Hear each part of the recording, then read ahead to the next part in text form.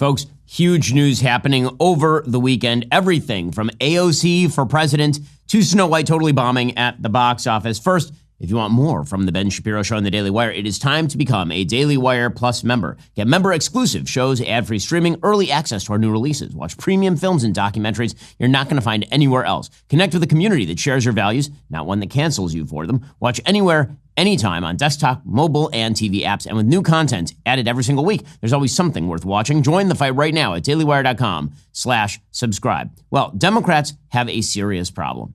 President Trump's approval ratings maintain their status. He's somewhere close to 50%, which is higher than he has been nearly in his entire political career. His main policies are quite popular, ranging from crackdowns on illegal immigration, which is a very popular position, to even his positions with regard to DOGE. Again, most Americans are into cutting waste, fraud, and abuse, and Democrats really don't know how to deal with it. And Democrats who spend at least a moment in the real world know this. So Bill Maher, with whom I am friendly, but Bill is definitely a Democrat. He is not a Republican. Maher was on his show on Friday night, Real Time, on HBO. And there he was mocking the Democrats over their absolute incompetence. This state has almost 400,000 regulations. I just put in a new roof because a fire, I thought, oh, let's get a roof that's not going to burn up. 2 inspections. Why are you inspecting my roof? It's my roof. If it falls on me, that's my problem.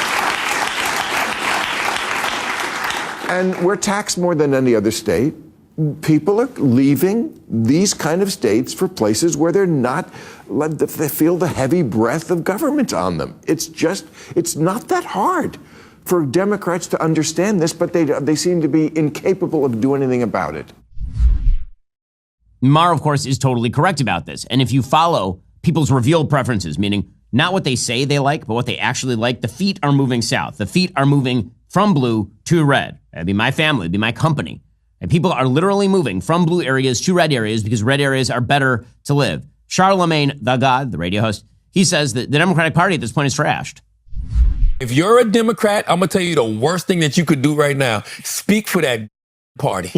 Okay? That party's brand is in such disarray. They have no ideology. The people that are actually governing, like the Josh Shapiros, the Gretchen Whitners, the Wes Moores, y'all stay in y'all states and keep governing and doing the work. That's it. Distance yourself from all of that that's going on in D.C. Distance yourself from the party and speak for you. He, by the way, is right that the party is totally toxic. I mean, he's wrong to cite Wes Moore and Gretchen Whitmer as examples of people who are doing an amazing job. But the reality is that Democrats have misgoverned at nearly every level of government. The Wall Street Journal has a piece over the weekend talking about the failures of Los Angeles, my old home city. Quote, the Democratic mismanagement of America's big city is becoming a liability for the party. A shining example is Los Angeles, where city leaders this week announced a $1 billion budget hole owing to a slowing economy and soaring payouts to public unions. City Administrative Officer Matthew Jabo told the council on Wednesday this year's extraordinary shortfall could necessitate thousands of layoffs. Mayor Karen Bass blamed the recent wildfires, extreme uncertainty in terms of federal funding, and downward national economic trends. In other words, blaming Trump. The reality is that the city's fiscal problems have been building up like dry tinder, and Ms. Bass has made them worse. And this, of course, is exactly right. Apparently, LA's unemployment rate in December was 6%. That is higher than any state and even Puerto Rico. High taxes, burdensome regulations, the city's $17.28 an hour minimum wage, litigation abuse, shoplifting, and other crime raised business costs and insurance premiums. Litigation abuse is busting the city's budget. Payouts totaled $240 million in the last fiscal year alone. The city of Los Angeles is collapsing from within. So what are Democrats to do? Because their governance is really, really poor. And President Trump is moving incredibly fast, and it's very difficult for them to figure out what is the point of differentiation. Where do they want to put their chips? Where is going to be the line of attack that they can use against President Trump and Republicans? And so Democrats are going to have to define exactly what they are. Now, there is a rule that has been put forward by the political commentator, another one of my friends, Matt Continetti, which I think is exactly right. If you're trying to scope out the future candidates of any party, the going rule for the last several decades has been that the successful candidate, the successful presidential candidate, first runs against his or her own party and then runs for the presidency. So President Trump is an excellent example of this. He came in 2016. He ran against every aspect of the Republican Party. He broke the Republican Party, and then he took the presidency. Barack Obama did this in 2008. He overcame Hillary Clinton, who was considered the establishment pick, took over the party, and then won. And so if you're looking at the Democratic Party right now, what exactly is the Democratic Party? Now, there are a few angles they could take. There are a few angles that could be taken to take over the Democratic Party. Angle number one would be the better administrative angle. This would be the Bill Maher angle, or say the Ezra Klein, Derek Thompson angle in their new book, Abundance, which is a book basically about how Democrats ought to suggest that government actually is good at certain things and then should get a lot of regulations out of the way so government can build the Hoover Dam again, or government can build affordable housing without any of the environmental regulations, or build a bullet train, or whatever it is. Now, they can make that case. I think that case is relatively unsuccessful, but they could say, listen, we're good at administration. The problem is Democrats have a very bad record of administration, as demonstrated by places like New York, places like Chicago, places like Los Angeles or Detroit. So that's problem number one. Problem number two is that most of the Democrat hardcore does not care about that stuff. Most of the Democrat hardcore cares more deeply about the quote-unquote moral issues in the country rather than just being good at administration. They don't understand that being a good administrator on the local or state level actually does have a moral component. Because if you wish to, for example, alleviate poverty, one of the best ways to do that is to provide a stable and useful local government. But Democrats have stopped believing that, at least the primary voting Democrats. And so now they are left with a couple of other angles. One is the sort of DEI angle. That would be the idea that the Democratic Party stands for diversity, that really what the Democratic Party is about is recentering the marginalized. This would be the elevation of Kamala Harris, for example. This would be the attempt to elevate candidates of color at the expense of other candidates who might be better qualified, or by the way, elevating people like Pete Buttigieg on the basis of his sexual orientation to a presidential candidacy. Not because he was good at fixing potholes in South Bend, he was not, but because he's gay. Right? That would be the DEI Democrats, and that's certainly an angle. And there's a lot of support for that inside the Democratic Party. The problem is that's the angle they've been taking, and it has been failing. Democrats may double down on stupid. If they do, they are unlikely to win back the presidency. According to a brand new poll from Morning Consult, Kamala right now has the support of 36% of Democrat primary voters. Next in line is Buttigieg, who's at 10% support. No other candidate on the list received double-digit support in early primary polling. Tim Walz, AOC, and Gavin Newsom each have 5% support. Billionaire Mark Cuban and Governor Josh Shapiro each have 4% backing. So part of that is going to be name recognition. Obviously, Kamala Harris has very high name recognition. She was the last Democratic presidential candidate, even if she lost to President Trump. So maybe it's that, or maybe it's the Democrats who are trying to double down on DEI.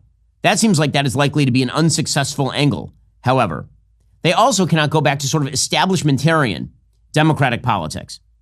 The establishment has failed the Democratic Party, and they know it, which is why Chuck Schumer is under serious fire right now.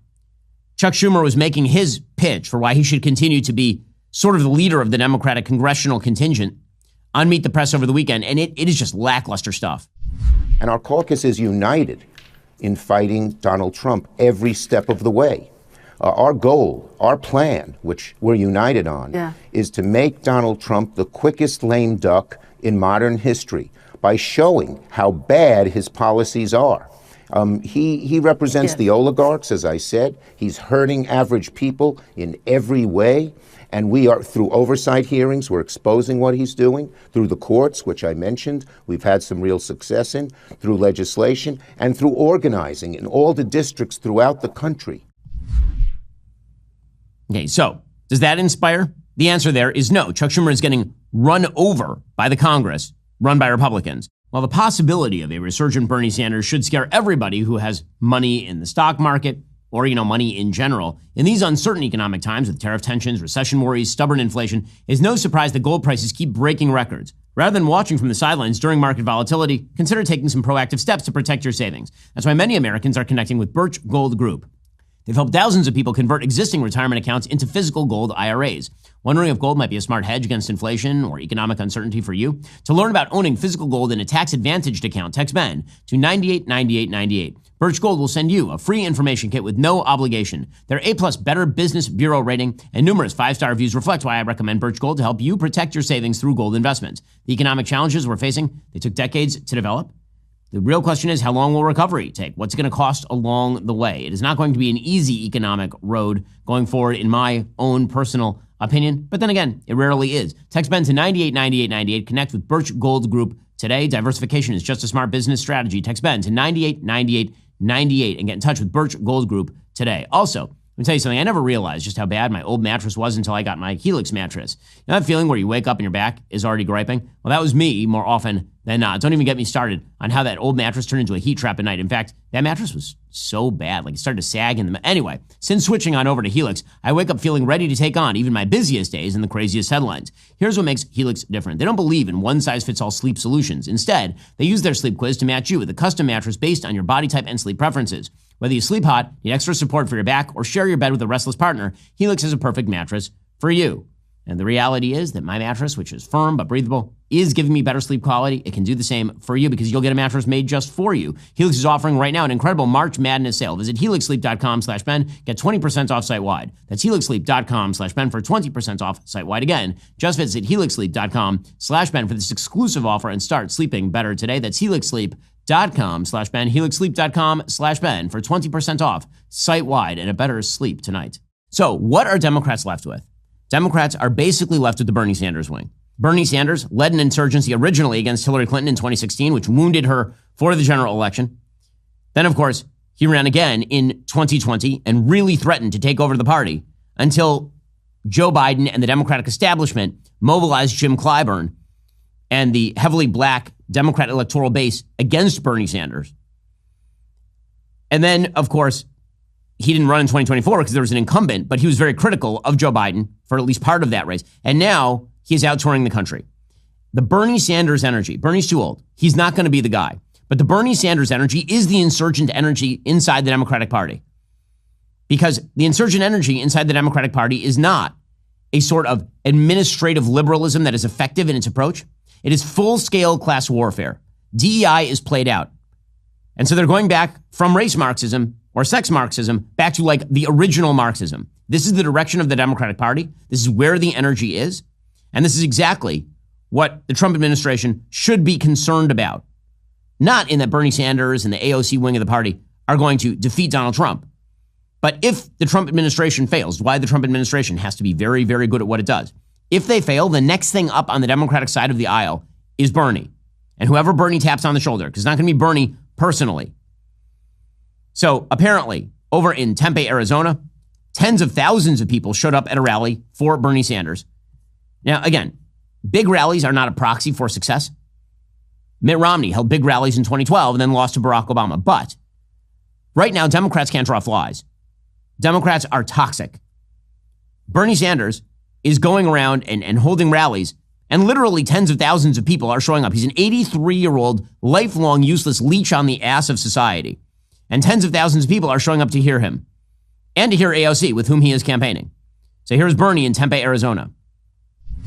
If we stand together, we can not only defeat Trumpism, but we can create the kind of great nation we know that we can become. Thank you all very much. A packed house at Mullet Arena listened as Sanders and AOC underscored the need to come together and be united to fight against a Republican-controlled Congress and president. Okay, so again, this sort of fight oligarchy.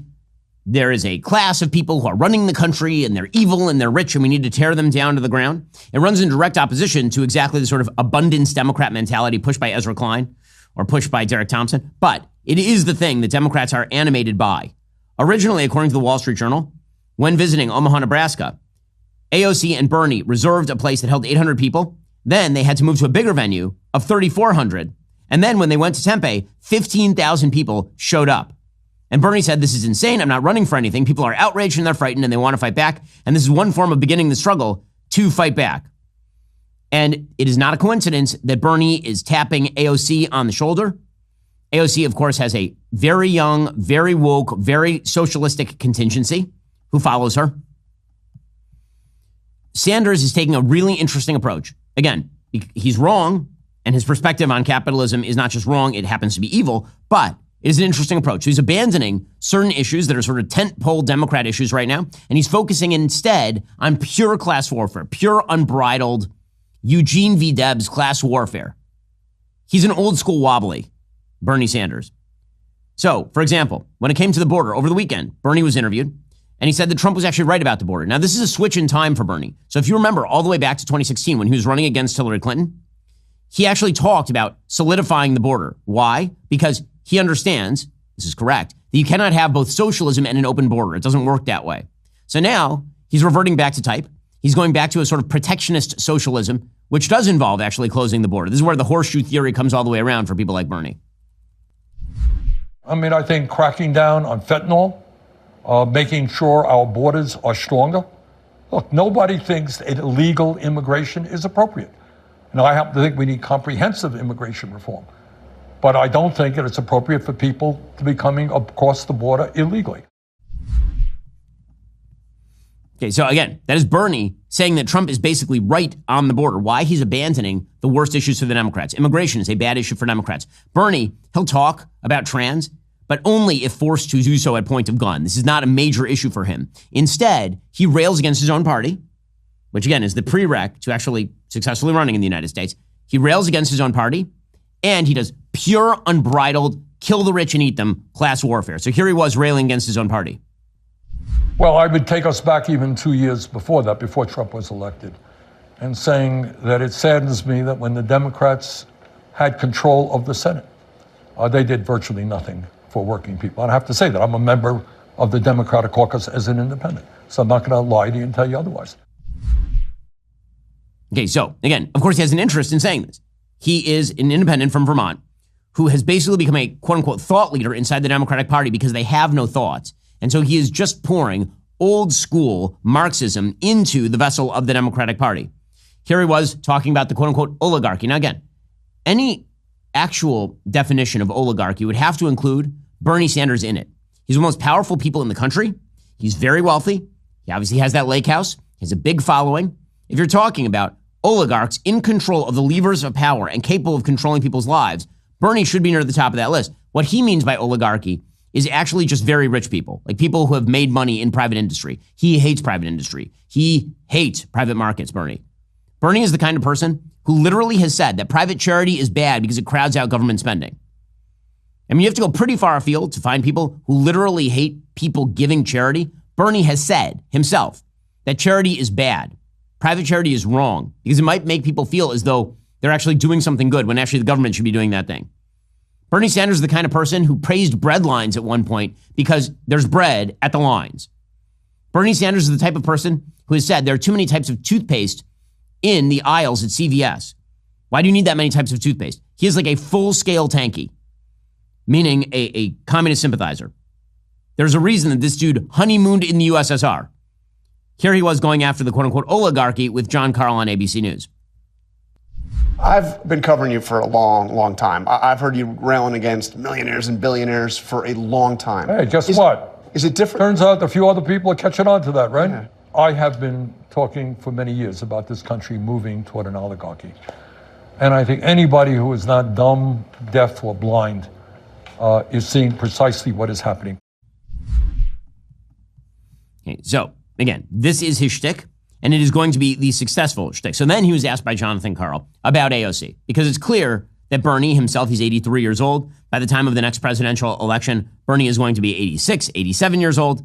So he ain't going to be the guy. So who is it that he's going to tap on the shoulder? There is a reason he's campaigning with AOC. So Jonathan Karl asked him about the possibility of AOC supplanting Chuck Schumer in the New York Senate. She might want to run for the Senate, but the reality is that AOC has a better shot of being president than being senator from New York. There's a lot of internal politics in New York. Schumer has his hands on a lot of different levers in the state of New York. And Bernie threatens to walk out of the interview. Would you like to see her join you in the Senate? Right now, we have, as I said, just a whole lot of people in the Congress. Okay, Jonathan, thanks. Wait, I got one more. This is important. Well, I asked you. Okay. You want to do nonsense, do nonsense. No. I don't want to talk about inside the Beltway stuff. I got 32,000 people. I was just asking you about AOC because she was out there with you. Fine, but I don't want to talk about this. What was the last question? I was just going to ask you one more question about you. I mean, that's all. I was literally your last. What is your question? Well, I mean, it's easier to understand.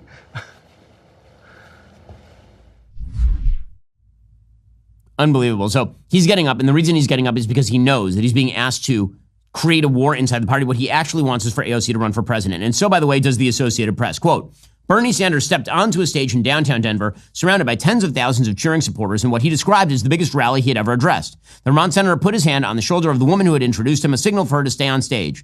Quote, she's become an inspiration to millions of young people. Recounting her biography from a girl who helped her mother clean houses and later became a bartender before emerging as political insurgent who ousted a powerful New York Democrat in a U.S. House primary. Now, again, that is a very rosy picture of AOC's history. The truth is that she grew up pretty middle class in New York. Again, there's nothing wrong. Growing up middle class is great. But this kind of idea that she's a total rags to riches story. She went to Boston University. I mean, this is not somebody who grew up totally impoverished. And then she ousted a powerful New York Democrat in a House primary that I think she received 15,000 votes in that House primary. The crowd began a chant of her well-known moniker, AOC. In a leaderless Democratic Party out of power in Washington, Ocasio-Cortez has a message and a connection with a segment of liberals feeling disenchanted with both parties. Now in her fourth term, the 35-year-old Congresswoman is working to broaden her appeal beyond her progressive anti-establishment roots. Hitting the road last week with Sanders for his fighting oligarchy rallies, she's addressing people who disagree with her and reframing the divide in the Democratic Party not as progressive versus moderate, but as those going after Republican President Donald Trump and those being more cautious. She said, quote, no matter who you voted for in the past, no matter if you know all the right words to say, no matter your race, religion, gender identity, or status, no matter, even if you disagree with me on a few things, if you're willing to fight for someone you don't know, you are welcome here.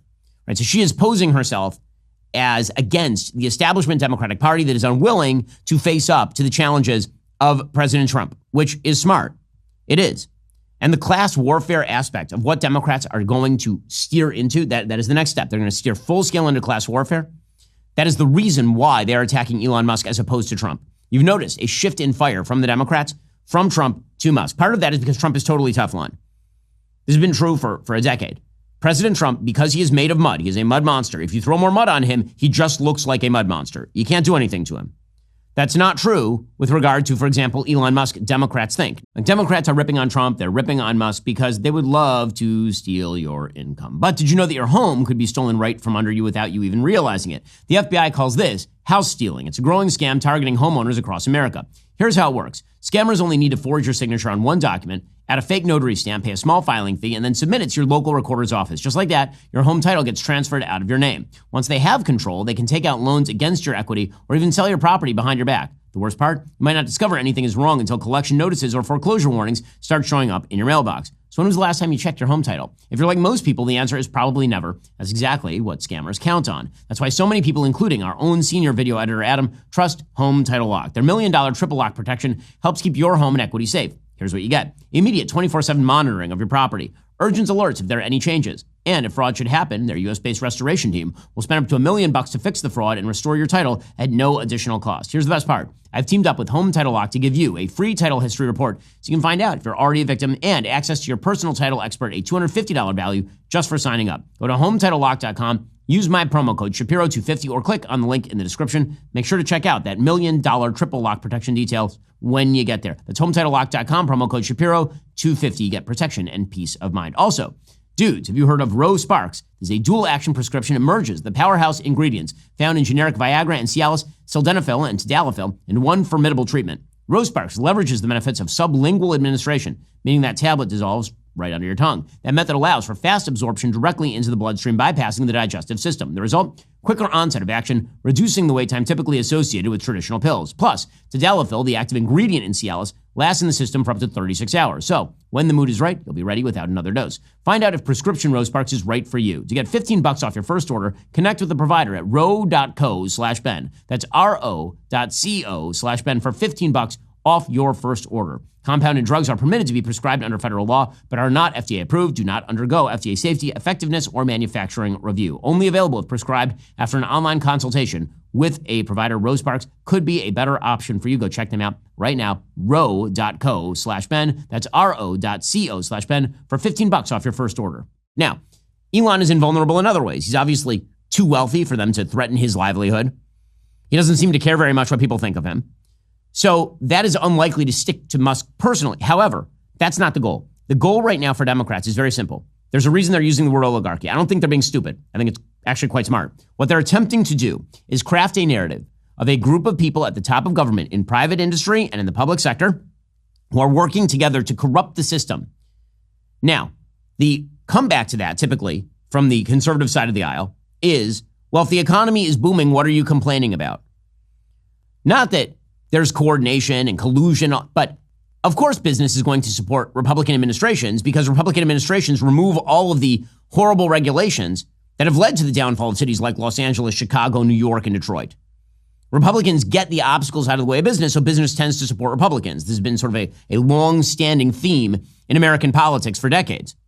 But the way that Democrats are playing it is that there's a sort of corporatist, slimy deal going on at the top of politics, the oligarchy, air quotes, in which the Musks of the world are cooperating with the Trumps of the world so that Trump will put money in Musk's pocket and Musk will put money in Trump's pocket and they both go home happy and everybody else gets poor. That is the line. It's not true, but that is the line Democrats are going to use. The reason that's clever is because the way that people tend to filter politics, you and I, right, we sit here, we talk politics every day. And so if you listen to this show, you're a member of a tiny cadre in the American public who watches politics at a fairly granular level. You know the players, you know the general arguments. The vast majority of people in the United States have a picture of politics that is significantly less granular. If all of us are right up close to the Seurat painting, right? George Seurat is a famous impressionist who paints with dots, right? Sunday in the Park with George is a musical based on the life of Seurat. If you ever go and you see his paintings at, for example, the museum in Chicago, if you go and you look at his paintings, it's pointless, right? He's got a bunch of dots and it's like millions of dots. And then when you draw back, you see that it's a picture of something. People who watch politics closely are like people who are really, really close to a Seurat painting. You can see every single dot. You can see every pixel. Then you pull back and you see the whole picture. Most people are people who wander into the room with the Seurat painting. They see a bunch of people who are by a river and walking on a Sunday, and they walk out of the room. It is not a granular view of politics. So if you see a picture of President Trump at the inauguration flanked by Jeff Bezos and Mark Zuckerberg and Elon Musk and Tim Cook and Neil Mohan, and the rest of and Sundar Pichai, and all the rest of these sort of tech CEOs, and they're all in a room together, and President Trump is next to them. These sort of bird's eye view, take half a moment and look at the TV and then move on with your day, view of that is, oh, these guys are friends and they must work together. And so what Democrats are banking on, is a close coordination between private industry and the president, and then an economic fall. That is what they're banking on. And if there's an economic fall, AOC is poised right there, and so is Bernie. And let's be clear about what the threat level is. This is why the economy must succeed. You know, people on the sort of Trump supportive side of the aisle, maybe they're frustrated with the fact that I've been critical of President Trump's moves toward tariffs, what he's been doing with regard to Canada. The reason I've been saying that is because the greatest danger to the Trump administration's success is an economic downturn. Anything else can be overcome. An economic downturn gets attributed to the president, who is the president when it happens, whether or not he deserves it. That's just the way it works. And so that is the great danger. And it is great that this White House is very friendly toward business. That's a wonderful thing. But every image showing how friendly this White House is toward business becomes a weapon in the arsenal of people like AOC, who doesn't understand business, doesn't understand economics, hates the rich, like truly, does not like them, thinks that there's like a moral quality that adheres to you as you gain wealth, that makes you immoral and bad. It's a bizarre sort of Marxist presentiment that makes no sense, just on a moral level. Right? I have been very not rich and I've been very rich, and I'm basically the same person all the way through. And that's true of pretty much everybody I know who was at one point not rich and then became rich. It turns out I know many people who are wonderful who are not rich. I know many people who are wonderful who are rich. I know many people who are awful who are rich. I know many people who are awful who are not rich. Wealth does not define character. But for people like AOC and Bernie, there's a very flattering view that they can present to the vast majority of Americans, which is that if you are rich, it's because you suckered someone and did something wrong and did something corrupt and you're bad. That essentially participating in the capitalist system makes you morally inferior in some way. The richer you get, the worse you get. This is why Bernie will say billionaires should not exist. He doesn't just mean we should redistribute the wealth. He means there's something literally immoral in being a billionaire. Well, that's precisely the opposite of what President Trump is doing. But people tend to judge politics, again, based on that walking through the room, looking once at the painting, walking out. And if they see closeness between the White House and various industrial capitalists who have done really well, tech bros who have done really well, and then the economy sinks, all of that is going to be tied to the ship. All of that is going to get tied into the sinking ship if this ship should sink, which is why the ship really needs not to sink. As part of this, for example, over the weekend, it was reported that the White House, through an outside event production company called Harbinger, is soliciting corporate sponsors for this year's Easter egg roll, which is prompting major concerns from ethics experts and shock from former White House officials from both parties. The sponsorship offers range from $75,000 to $200,000, with the promise of logo and branding opportunities, according to a 9-page document sent to potential sponsors and obtained by CNN. The egg roll has long been privately funded without taxpayer dollars, largely through the American Egg Board, which also provides tens of thousands of eggs for the occasion. All the money raised by Harbinger will go to the White House Historical Association. But the solicitation of sponsorships marks an unprecedented offering of corporate branding opportunities on White House grounds, running counter to long-established regulations prohibiting the use of public office for private gain. A former official said, "This is an enterprise. This is not your grandmother's Easter egg roll where people lined up outside the gate and go and roll an egg and get a little gift bag and walk out." The pitch document includes logos for both the White House and Harbinger, which previously produced the event during President Trump's first term and is offering initial planning and event day execution for sponsors that sign on. It features imagery of Trump, First Lady Melania Trump, members of the Trump family, the Easter Bunny, and the White House press corps, including CNN correspondent Caitlin Collins. The document says sponsors of the White House Easter egg roll provide financial support, activities, and giveaways to enhance the event while gaining valuable brand visibility and national recognition. So what does this mean? It means that you can have naming rights for a key area or an element, a sponsor logo featured on event signage, custom branded baskets, snacks, beverages, or souvenirs. Now, is any of this truly awful? No. I mean, who cares? So this idea that this is some sort of open bribery or something like that, it seems to me that if you're raising money for charity and people want a sponsorship opportunity attached, that's true for pretty much every private charitable enterprise I've ever associated with or seen. Go to, seriously, a charity dinner, and you will see a bunch of corporate sponsors of the charity dinner. And that's where the money comes from. Is this a big deal? It isn't, except that if the economy sinks, then Democrats are going to try to tie this to President Trump. The same thing is true with regard to, for example, Tesla. So President Trump did a big presser, you'll recall, a few weeks ago on the lawn over at the White House where he talked about buying a Tesla. And this was ripped on by the members of the media, suggesting this is a form of corruption. This is Trump trying to prop up the Tesla stock or whatever. Okay, well, the truth is that Joe Biden had done exactly the same thing with Stellantis. There's nothing really new here. But that's not the point. The point is the close cooperation, which I think is quite good, between Trump and people who are successful in business is going to be wrapped around the Republican Party's neck and capitalism's neck if the economy should shift south. That right there is the biggest problem that Trump faces. It's why we cannot afford, either as a country or as a body politic, for this administration to economically downturn, because the next thing that comes is a horseshoe theory populism that takes capitalism and stomps its boot on it. What you're going to get the rise of is on the right. These sort of anti-capitalist populists, these people definitely exist. These people are actually an increasingly loud contingent of the Republican Party who believe that capitalism is evil, that business is bad, that capitalism takes away from home and hearth. There's a very live debate inside the right. And meanwhile, on the left, you are going to see the rise of the Bernie Sanders types. Right? Bernie is well placed inside the party right now, and whomever he taps on the shoulder is quite likely at this point to be the nominee, particularly if that person can knit together some of the other aspects of the Democratic agenda. AOC is perfectly on brand when it comes to the wokeness. She obviously is very involved in standing up for DEI and all the rest. So she checks the boxes of the radical left on the woke side, but she is also reaching over not into that. That's not how she's campaigning. She's campaigning as a full-scale Democratic socialist in the mold of Bernie Sanders.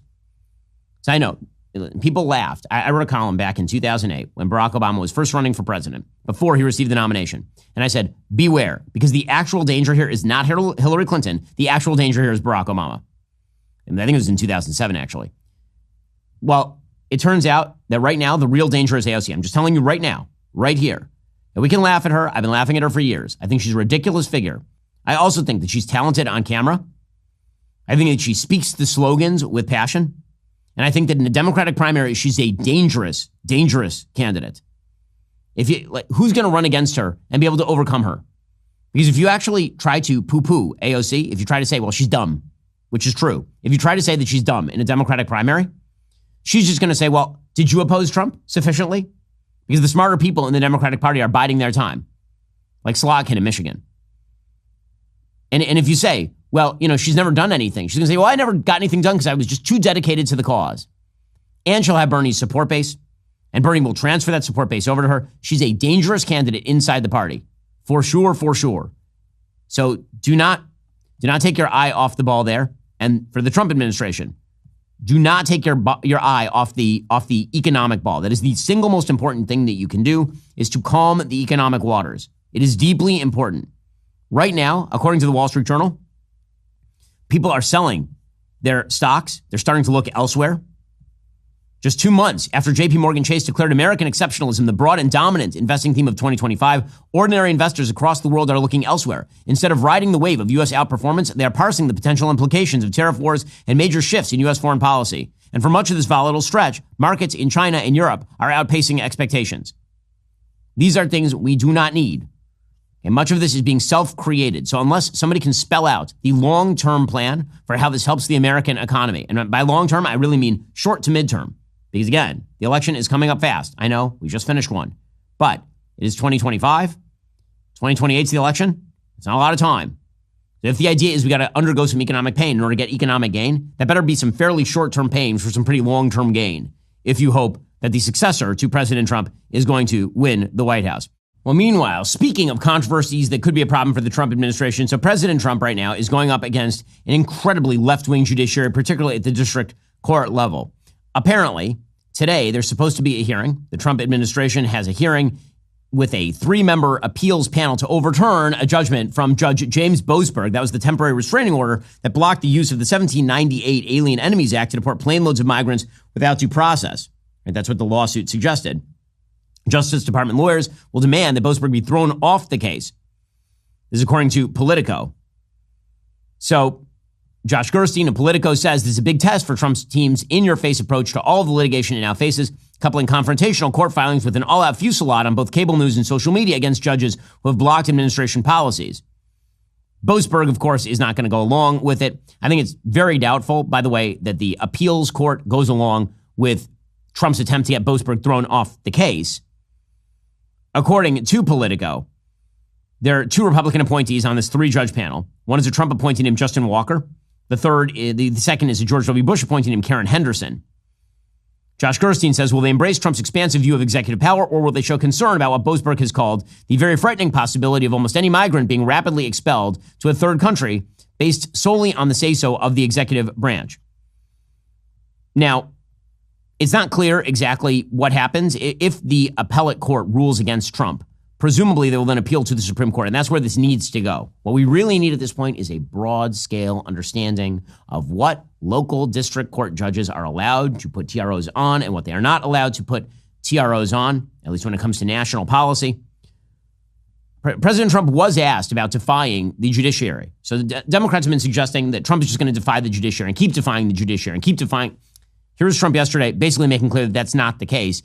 He said, the Secretary of State is in charge of these deportations and determining who will be deported and who will not in many of these cases. And he's going to act in accordance with the law.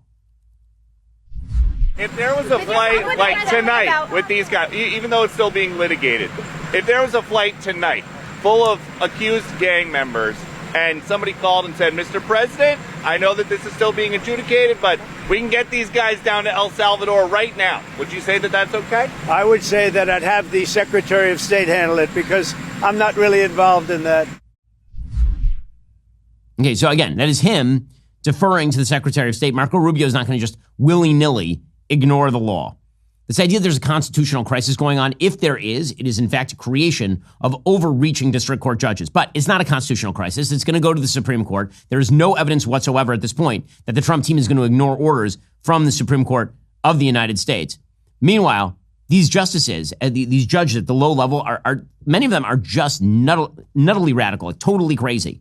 For example, just last week, U.S. District Court Judge Anna Reyes issued another sweeping injunction against banning trans volunteers and current service members from serving in the military, and wrote a 75-page decision, quote, the military ban is soaked in animus and dripping with pretext. Its language is unabashedly demeaning. Its policy stigmatizes transgender persons as inherently unfit. Its conclusions bear no relation to fact. Well, Pete Hegseth, the excellent Secretary of Defense, then immediately tweeted back, quote, since Judge Reyes is now a top military planner, they can report to Fort Benning at 0600 to instruct our Army Rangers on how to execute high-value target raids. After that, Commander Reyes can dispatch to Fort Bragg to train our Green Berets on counterinsurgency warfare. I mean, that is right. And again, that judgment will be appealed to the Supreme Court. Right now, what we need is for the Supreme Court to stop mouthing off about President Trump mouthing off about district judges and actually sign into chat. When is Justice Roberts going to allow the Supreme Court to take up the question of what are district court judges allowed to do in terms of these gigantic temporary restraining orders that stop in their tracks any national policy? And again, all the talk right now about how Republicans are going to run roughshod over the rule of law, it's just not true. So President Trump has been saying we need to impeach these federal judges. They're not getting impeached. Senator John Curtis of Utah says, listen, President Trump can say whatever he wants. It takes 2/3 of the Senate to impeach, and that's not going to happen. I hope every high school civics teacher and every high school student is paying attention, because we're having a lesson in civics. It's not crisis, it's civics. And our founders created a system where there was these tugs and pulls between the three branches. And it's messy sometimes, but that's the beauty of the Constitution. And, you can talk impeachment and you can throw it out there. That's what you can do. But the reality of it is it takes 2/3 of the Senate to impeach. We know that's not going to happen. Okay, so he's right about that. Again, so many of the things that Trump says on Truth Social, and it's been a long time article of faith in the Trump supportive community that you take President Trump seriously, but not literally. And that's right. When President Trump is ranting about these district court judges and when he's saying we're going to impeach them, that's not going to happen. There's a process for that thing. And when President Trump suggests that he's going to defy court orders, again, there's very little evidence that President Trump is actually going to defy court orders once we know what the actual authority of these district court judges is. Okay, meanwhile, in cultural news, Snow White, there's been an enormous amount of controversy surrounding Snow White, obviously, because of everything from the original decisions with regard to casting to the insane, hardcore, nasty leftism of Rachel Zegler attacking her own co-star for being Israeli, and generally attacking men and suggesting that Snow White was a sexist story and all this. Controversy has been dogging this movie since the very beginning. So much so that the Daily Wire, I think we played a major role in basically forcing Disney to go reshoot it. Well, it didn't help, apparently. Disney's Snow White was essentially a box office dud. Early estimates suggested that they would take in 48 to 58 million in the first weekend. Apparently, it did 43 million in its first weekend. It cost $270 million to make. $270 million. Obviously, it was going to win the box office. It's the biggest movie at the box office this weekend. But, for example, Disney's Cinderella, which for my money is still the only good live action Disney remake, mainly because it was directed by Kenneth Branagh, who actually is a terrific director. That one did $91.8 million in its opening weekend against a $138 million budget. Both figures adjusted for inflation. But this live action remake is a giant fail. It is not doing well at the box office. When it comes to the Rotten Tomatoes score on this thing, even the critics are not in love with Disney's Snow White. It's clocking in at 44%. The cinema score, which is basically how audiences respond to the film, is a B+, which generally is not terrible, but it actually is quite terrible with regard to kids' films. Kids' films are graded on a curve. There's never been a Disney live-action remake that is graded lower than an A-, except for Snow White. It turns out that Americans are not in love with the politics of Disney.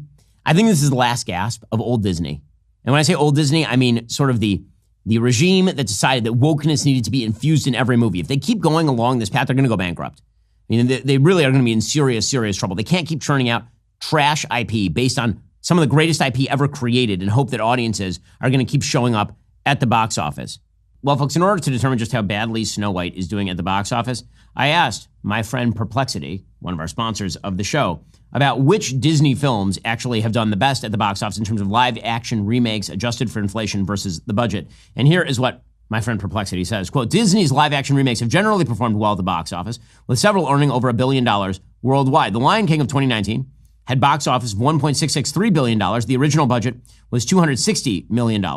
Adjusted for inflation, you're talking about $310 million. So the return on investment was like 5.3x. Beauty and the Beast, almost 4x, made $1.264 billion at the box office. The adjusted budget, which I assume includes production, advertising, all the rest, $321 million. Aladdin did really well at the box office at almost 5x. $1 billion at the box office. Adjusted budget, $218 million. Jungle Book did well as well, and Cinderella. Okay, now, you'll notice that the years that these did well are all prior to the pandemic. Cinderella was 2015, Jungle Book was 2016, Aladdin was 2019, Beauty and the Beast was 2017, and Lion King was 2019. Then the pandemic happened. And once the pandemic happened, people actually had to have a reason to go to the box office. And this is when the fail began for Disney. Mulan had a $231 million adjusted budget. It made $70 million at the box office. Now, again, part of that is because it was released at Disney+. Pinocchio, same deal. Production budget, $164 million, $0 at the box office because, of course, it debuted on Disney+. Dumbo, live-action remake, made in 2019. That one did poorly because they also had Tim Burton direct it, which is a very bizarre directorial choice for a kids' movie. Tim Burton is very scary. Snow White, however, is the worst performing of any of these except for, you can count Mulan, but Mulan was in the middle of the pandemic. Right now, Snow White is the worst performing of these live-action remakes so far in history. Now, it's not going to stop at $87.3 million global box office. That's where it is right now. Its adjusted budget is $270 million. Eventually, it'll end up earning maybe its budget, maybe it makes back like its original money. Certainly not if you include all of the advertising that was put behind it, all the press and the rest. It's going to be a gigantic box office failure. But the trend that you're noticing is that the worst performing of the Disney movies in terms of live-action remakes are basically everything in the last 5 years. And that is a combination of wokeness and the pandemic. And now you better have a good reason to get people to the theaters, and this ain't it. The movie apparently is not very good. I haven't seen it yet. I would be shocked if it were. Again, the star, Rachel Zegler, is unbelievably charmless in public. Studios really need to go back to what they originally did, which was tell your stars to shut up and not say things, because no one is paying to hear your star say offensive things off the screen. It's quite foolish. There's one area, by the way, where Tom Cruise has got it exactly right. One of the reasons he's still America's most iconic movie star well into his 60s is because Tom Cruise, you just don't see him anymore when he is not on the big screen. He's just that character on the big screen, which means that you can just take him or leave him on the big screen. That is the smart way to approach this stuff. Hollywood needs to go back to it. And meanwhile, big controversy has now broken out as well over cuts to Supplemental Nutrition Assistance Program, SNAP. Okay, SNAP is basically food stamps. And all across the country, under pressure from the Health and Human Services Department under Robert F. Kennedy Jr., there's been a push to cut off the use of SNAP for candy and soda and junk food, which is a smart move.